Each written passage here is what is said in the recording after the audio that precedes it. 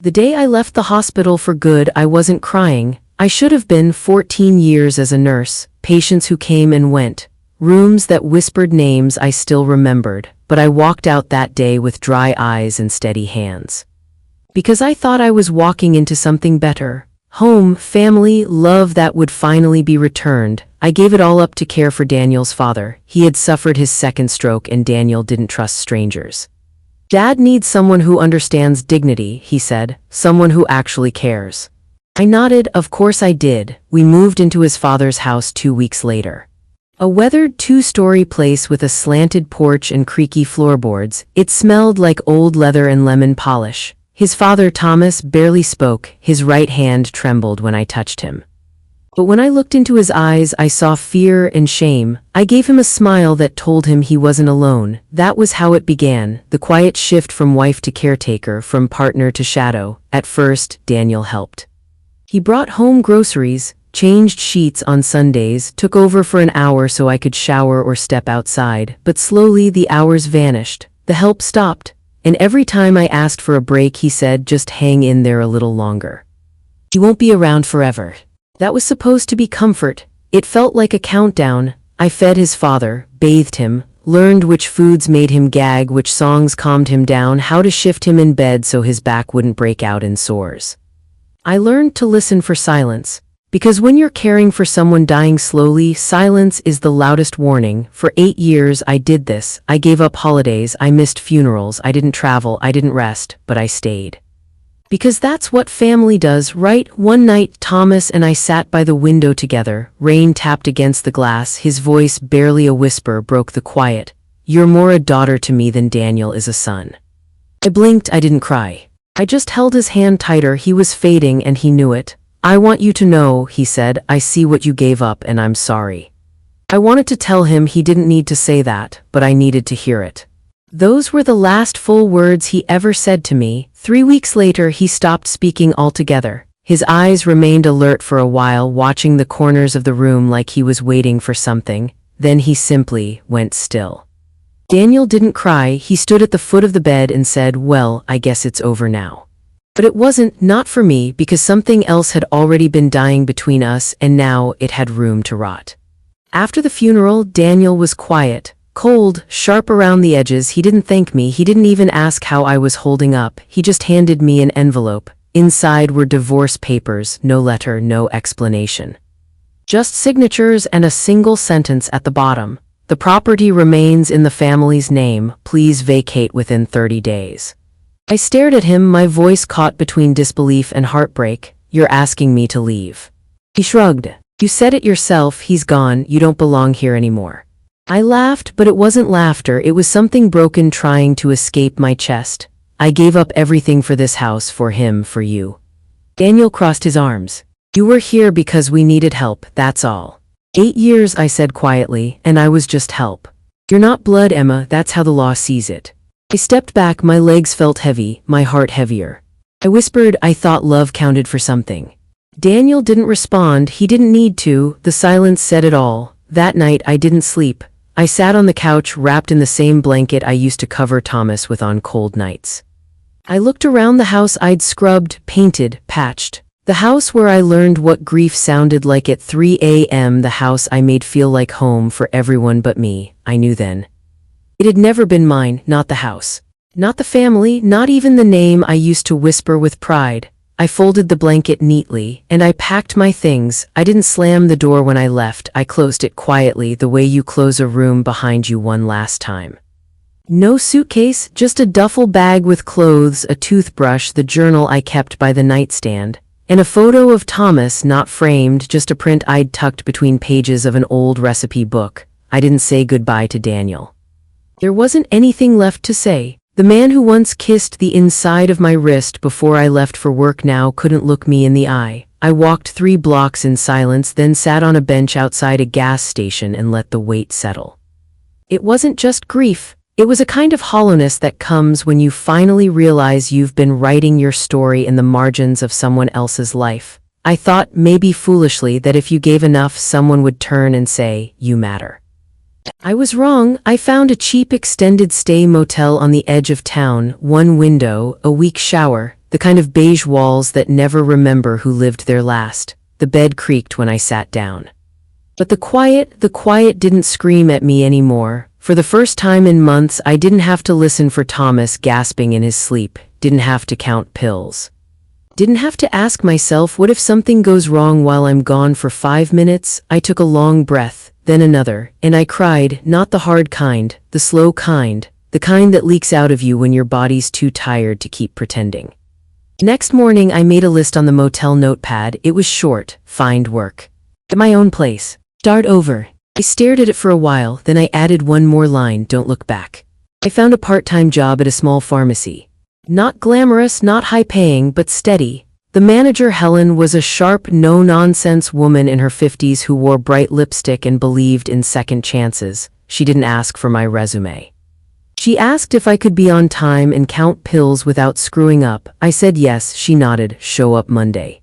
And that was that. On my third day, a woman came in with shaking hands and tired eyes. She didn't speak at first. Just placed a crumpled prescription on the counter. Rough morning? I asked gently. She looked up. Her eyes were red. My mother has Alzheimer's, she whispered. She called me a stranger this morning, screamed at me for stealing her teacup. I felt the ache deep in my chest. I knew that look, that exhaustion, that feeling of doing everything right and still being told you're not enough. I handed her the medicine and said softly, you're doing more than most would. Even if she can't say it. She didn't cry, but she touched my hand across the counter and said, thank you.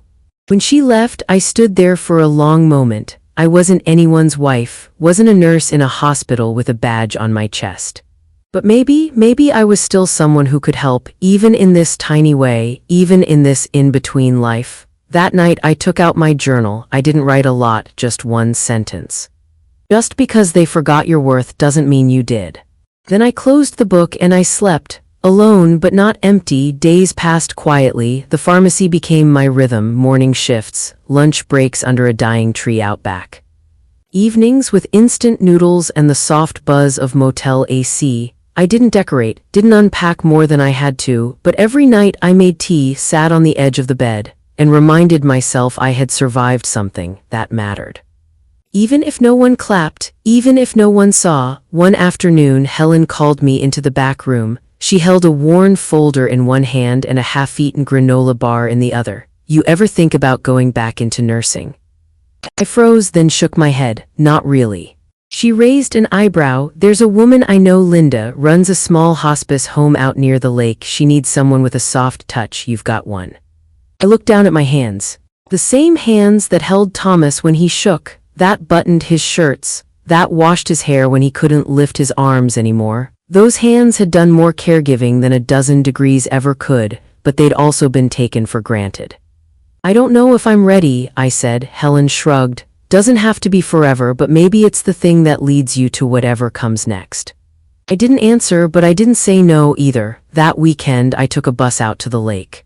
Linda's hospice home sat on a small hill with wide windows and pine trees surrounding it like quiet witnesses. It didn't feel like a place where people came to die. It felt like a place where they came to rest. Linda greeted me with warm eyes and calloused hands. She didn't ask for my license. She asked if I knew how to listen. I nodded. She said, then you're already halfway there. On my first day, I met Nora, late 70s, bone thin. Sharp as glass. Don't try to coddle me, she said the moment I walked in. I'm dying, not stupid. I smiled. Fair enough. We didn't talk much that morning, but when I brought her tea that afternoon, she looked up and said, you've lost someone recently, haven't you? I blinked. What makes you say that? You look like someone who finally stopped begging to be chosen. I didn't know whether to laugh or cry. I did neither. I just sat beside her and said, yeah, I did. She nodded. Good. That means you're ready to choose yourself now. That night I didn't write in my journal. I lit a candle I bought from the dollar bin instead. The flame danced quietly, and I whispered to the room, I'm still here. Just that, but it was enough. The next morning, I woke to a message on my phone from a number I hadn't seen in weeks. Daniel, it was short. Thomas's lawyer said you left with one of his old watches. I need it returned. Call me. I stared at the screen. No greeting, no apology, no acknowledgement of what we'd been, just a demand, like I was a thief. I turned the phone face down, got dressed, and went to work because I had people to care for. Because I had worth that didn't require permission anymore, because I no longer lived in his house or his shadow, I didn't respond to Daniel's message, not that day, not the next. I kept the phone on silent, tucked in the drawer beside my socks, out of sight, out of reach, out of my life. Whatever he wanted, an old watch, a piece of control, one last power move, he wasn't getting it, not from me, not anymore. Nora declined quickly, her voice grew thinner, her fingers trembled when she tried to button her blouse. Some days she forgot where she was, others she was sharp enough to tell the nurses how to do their jobs. I liked those days. They reminded me she was still fighting, even if the clock was running out. One morning I found her sitting up in bed, staring at the sunlight on the wall. "You ever wonder," she said, "if anyone will actually remember what we did for them?" I sat down beside her, "All the time."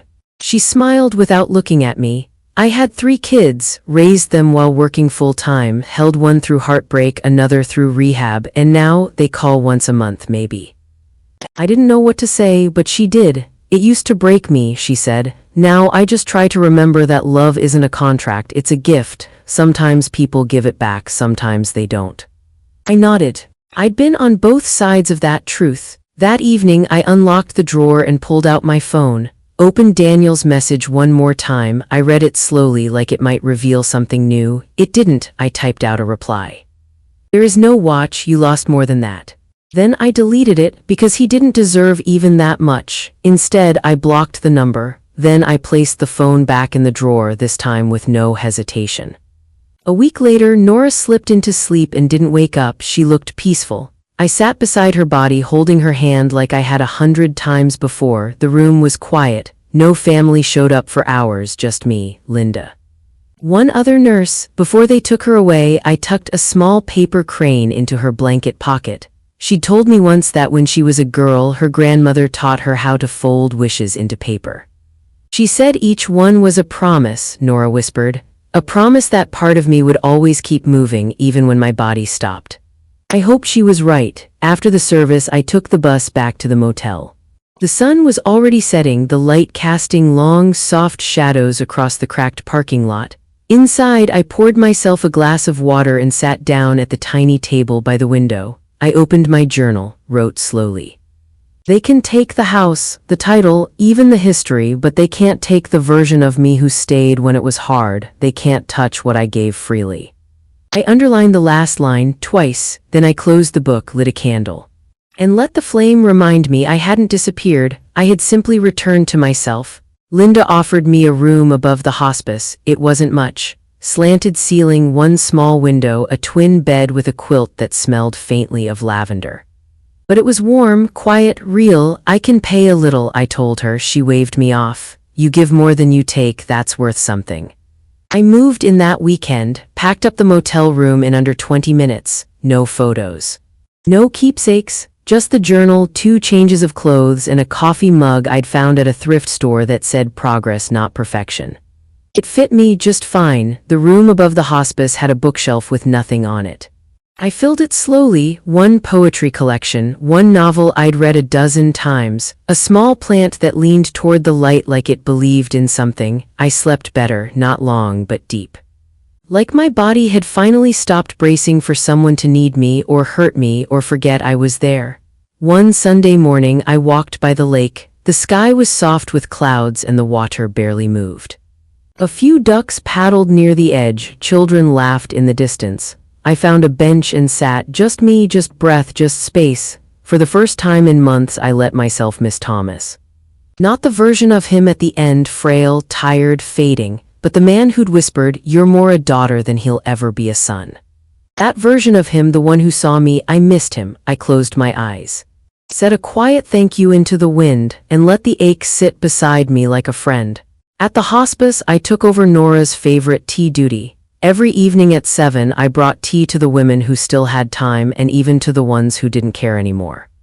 It wasn't about the drink, it was about presence. One night, Linda passed me in the hall and said, "You've got a way of making silence feel like comfort." I smiled. "I've had a lot of practice."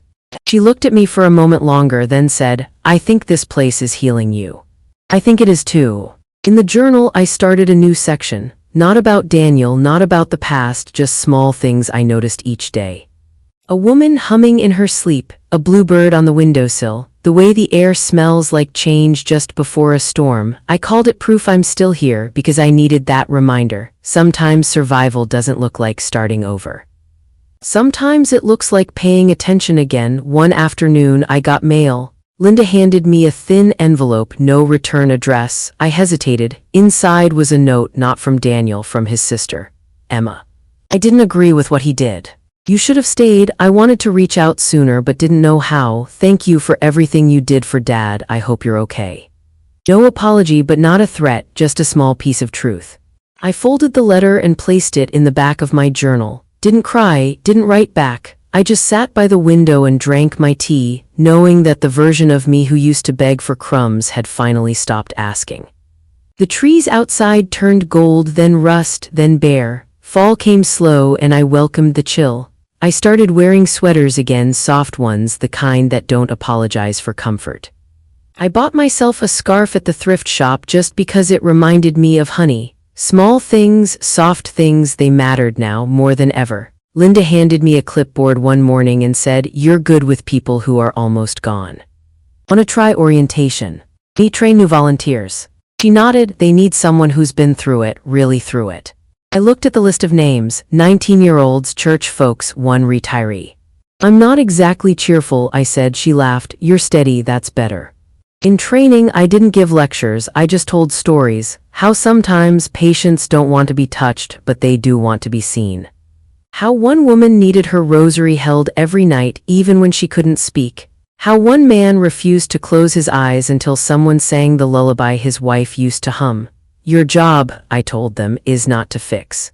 It's to stay." They listened, and that felt like a kind of redemption, like maybe everything I gave away was slowly finding its way back to me in quieter forms. On a windy Thursday, I received another letter, same handwriting as before. "Daniel's sister again, he's getting remarried," she wrote. "I thought you should hear it from someone who didn't mean it to hurt." She didn't say her name, didn't ask how I was doing, she just gave me that one sharp fact. I folded the letter, didn't flinch, didn't sink, just breathed in and exhaled, letting the past pull further behind me like a tide that no longer reached my feet. That night I walked down to the lake, wore my old boots, carried a blanket and sat on the same bench I had sat on weeks ago, maybe months, maybe a lifetime. The moon was full, it lit the water like a promise. I took out the journal. The same one that had carried every line of sorrow, every whisper of healing, every moment I thought I might not make it through. I flipped to a blank page, wrote slowly. His life moved on without me, and mine moved on without him. One of us is freer than the other. I underlined the last sentence, then leaned back, let the cold touch my cheeks, let the night hold me. When I got home, I tucked the journal away in the top drawer, not because I was done writing, but because I didn't need to cling to the pages anymore. I had learned how to live them. December crept in on quiet feet. The lake froze at the edges. The trees looked skeletal, and the air stung just enough to make you pull your coat tighter and move a little slower. I didn't decorate, not for the holidays, not for nostalgia, but I bought a small potted pine and placed it in the corner of my room.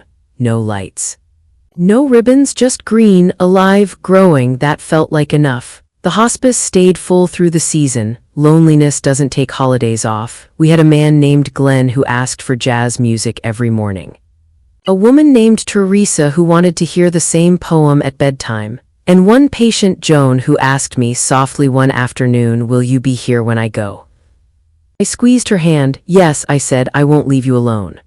And I didn't. When she passed 2 nights later, I was there reading that poem under my breath as her chest rose slower, then stopped. No family showed up for days, so I lit a candle in the chapel for her, just one, no name, no speech, just flame. The next morning, Linda handed me a small package wrapped in brown paper. "No tag," she said, "it was left for you at the desk." I opened it slowly. Inside was a copy of Little Women, worn edges, dog-eared pages, my name written inside in small, shaky letters. It was Thomas's copy. I hadn't seen it since the move. He used to make me read chapters aloud to him when the pain meds were too strong and sleep wouldn't come. I ran my fingers over the cover. Inside, on the last page, someone had underlined one sentence. "I am not afraid of storms, for I am learning how to sail my ship." There was no note, no explanation. Maybe Daniel's sister had found it, maybe someone else, but I didn't need to know. What mattered was this: I still mattered, some part of me had been seen, and maybe in the end that was all I ever really wanted. I placed the book on the shelf next to the mug and the tiny plant. 3 things I hadn't owned a year ago, 3 things that didn't ask for proof or permission. That evening I sat at my window and watched the snow fall. Slow, silent. Certain, I opened the journal again, wrote one line: I wasn't rescued, I rebuilt. Then I underlined it and let it sit on the page like a flag in the ground. This was my story now, not the wreckage. Not the betrayal, but the rebuilding, the reclaiming, the quiet, steady return to myself. The new year came without fanfare. No fireworks, no countdown, just the ticking of the hospice clock and the sound of someone breathing softly down the hall. I didn't miss the noise. I made myself a cup of tea, wrote the date on the top of a blank journal page. Then I stared at it for a long time. January 1st. Another beginning, but not from scratch, from here. From everything I had already carried, dropped, lifted again. On the first Tuesday of the year, a new volunteer named Tessa arrived. Barely 20, nervous eyes, shaky hands. She followed me through the halls, watching everything I did. How I touched shoulders lightly, how I sat without rushing, how I waited for silence to do its part. After our rounds, she stopped me in the kitchen. You make it look easy, she said. I smiled. It's not. She nodded. It's just they don't talk about this part, the grief while they're still breathing, the guilt when you're just tired. I looked at her, saw the flicker of something I knew too well. Are you caring for someone? I asked. She hesitated, then nodded. My dad, she said. Stage 4, I sleep on the floor next to his bed most nights. I wanted to reach for her, wrap my arms around that version of me, the one still believing love meant disappearing. Instead, I just said, you're not alone, even when it feels like it. She blinked back, tears. Did you lose someone? I nodded. More than one. She didn't ask for names. She just said, you're the first person who made me feel like I wasn't crazy for being exhausted. That night, I lit a candle for her, and for the girl I used to be. Later that week, I took a walk through the nearby woods. The snow had melted just enough to reveal patches of frozen leaves, small twigs cracking underfoot. I stopped near a bench and sat. The air smelled clean, cold, alive. I closed my eyes and thought about the Emma from a year ago.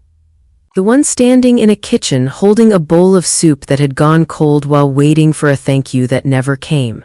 The one who signed a document she never wanted, packed her bags, and walked away with only her name. The one who whispered, who am I now? I whispered back, you made it.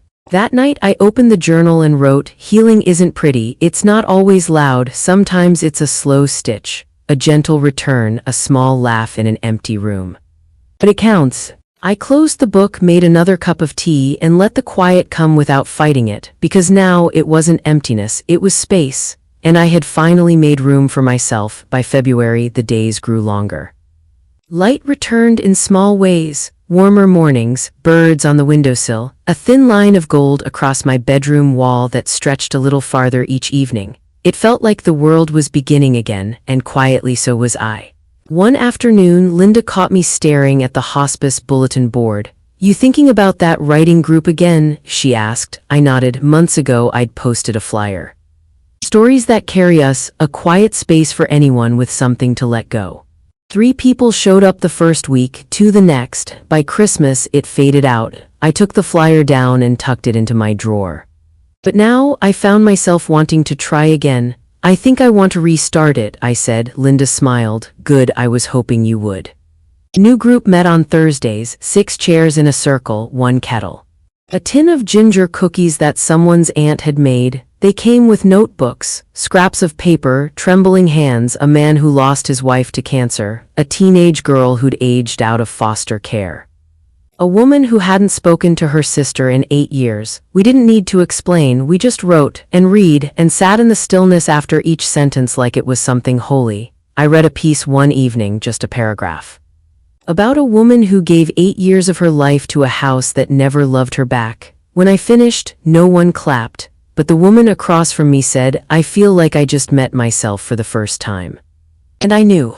I was exactly where I was meant to be. That night I took out my journal, the one that had followed me from the motel to the hospice to this new chapter, and I wrote, There is a kind of power in surviving disappointment with your heart still open. There is grace in not letting betrayal harden you. I am still soft, and that softness is mine. I ran my fingers over the ink. Then, for the first time in a long time, I turned to the first page, the one where I had written with shaking hands, "She left, but I am not lost." I smiled because now I knew. She didn't leave, she arrived. Spring came like an old friend, unrushed, familiar, and full of small surprises. The trees outside the hospice turned a quiet green, crocuses bloomed between sidewalk cracks, birds returned loud and unbothered like they'd never left. I found myself humming while I worked, not for anyone else, just because it felt good. On a quiet Sunday, I opened my window and let the breeze move through the room. The pine in the corner had grown 2 new branches. My thrift store plant had flowered, even the mug with the chipped handle looked proud. I stood in the middle of that room, my room, and let myself feel what I hadn't in years. Home, not because it was permanent, not because it was pretty, but because I had chosen it, piece by piece, moment by moment. I got a letter that week from Daniel. His handwriting was still the same, angled, tight, impatient. Inside was a single sentence. "I found your journal." No apology. No follow-up, just that. I stared at the paper for a long time. I didn't wonder how he got it. I didn't feel violated. I felt sorry that even now all he could do was observe, never understand. He had found my words. But he would never hold their weight. I tore the letter in half, dropped it into the trash without a second thought, and made tea. At the next writing circle, we talked about closure, what it looked like, what it didn't. One woman said hers came in a grocery store aisle holding the cereal her ex used to love. Another man said his came the day he stopped deleting his mother's voicemails. Mine, it came in pieces, in tea, in silence. In choosing not to answer letters that didn't deserve answers, in not needing the last word, just peace. That night I wrote one final entry in the journal, not because the story ended, but because it had become something else. Something that lived outside of pages.